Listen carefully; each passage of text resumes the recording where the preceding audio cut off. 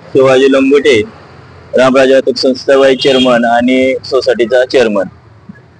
मी गेले 30-35 वर्ष ह्या कुटुंबाची अतिशय जवळचे संबंध आहेत।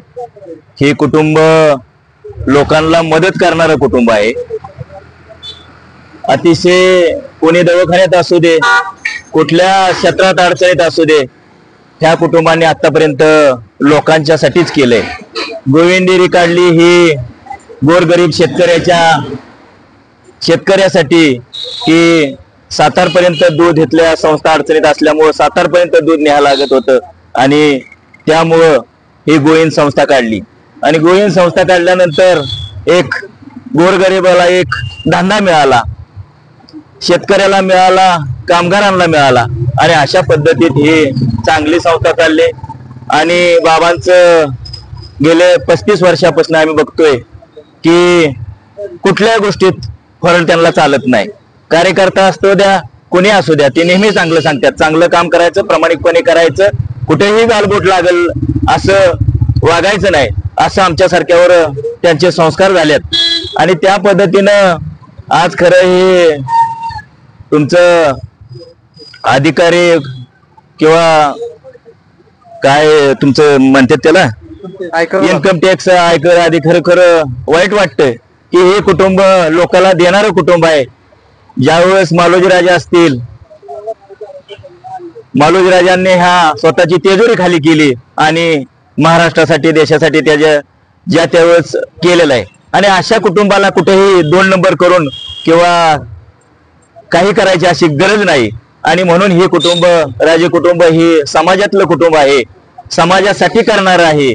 आणि अशा कुटुंबाला कुठेतरी गालबोट लावण्याचा काम चाललंय ती खरोखर बरोबर नाही।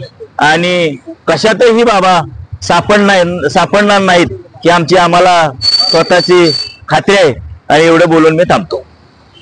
चेअरमन श्रीराम सहकारी साखर कारखाना फलटण। आज सकाळी श्रीमंत संजीवराजे नाईक निंबाळकर यांच्या घरावर इन्कम टॅक्सने छापा टाकलेला आहे। तर ही गोष्ट कोणालाही खरी वाटण्यासारखी नाही। ज्यावेळेस आम्हाला हे कळलं त्यावेळेस आम्हाला वाटलं की शक्यच नाही। याचं कारण असं आहे, श्रीमंत रामराजे नाईक निंबाळकर, संजीवराजे नाईक निंबाळकर आणि श्रीमंत रघुनाथराजे नाईक निंबाळकर हे राजघराण्यातील असून गेले कित्येक वर्ष हे प्रामाणिकपणे काम करतात। उदाहरणार्थ गोविंद डेअरी असेल, श्रीराम कारखाना असेल किंवा दत्त इंडिया असेल साखरवाडीचा, हे सर्व कारखाने या सर्व संस्था ऊर्जित अवस्थेत आणण्यासाठी हे राजघराण्याचं फार मोठं श्रेय। आणि या संस्था ज्यावेळेस ऊर्जित अवस्थेत येतात त्यावेळेस कामगार आणि शेतकरी सभासद यांच्या मार्फत त्यांनी हे तालुक्यासाठी फार मोठं काम केलेले।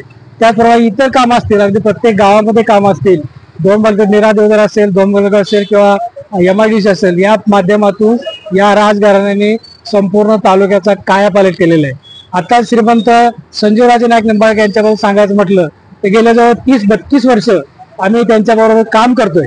आणि काम करत असताना त्यांची शिकवण आहे की कुठल्याही प्रकारे 2 नंबरचं काम कुठंही करायचं नाही। ज्या अर्थी ते आम्हाला सांगतात त्या अर्थी त्यांनी स्वतः आतापर्यंत कुठंही 2 नंबरचं काम केलेलं नाही। आणि माझ्या माहितीप्रमाणे आज जो छापा पडलेला आहे त्या छाप्यामध्ये या अधिकाऱ्यांना काहीही सापडणार नाही, त्यातून ते निष्पन्न होणार आहे। आणि हे आता यामध्येच माननीय संजीवराजे नाईक निंबाळकर हे दोषी 100% ठरणार नाहीत।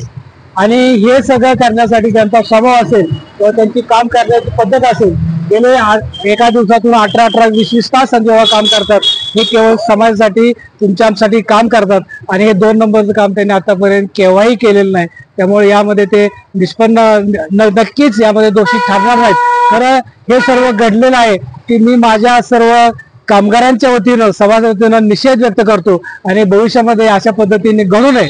आणि फलटण तालुका हा वेगळ्या पद्धतीचा आहे, त्या पद्धतीने फलटण तालुक्यामध्ये वेगळं वळण लावू नये अशी एक आमची इच्छा आहे। आणि या पद्धतीनं माननीय श्रीमंत संजीवराजेंना मी मनपूर्वक शुभेच्छा देतो आणि श्री रामचंद्र प्रार्थना करतो की यातून ते सही सलामत सुटतील अशी त्यांना विनंती करतो। धन्यवाद।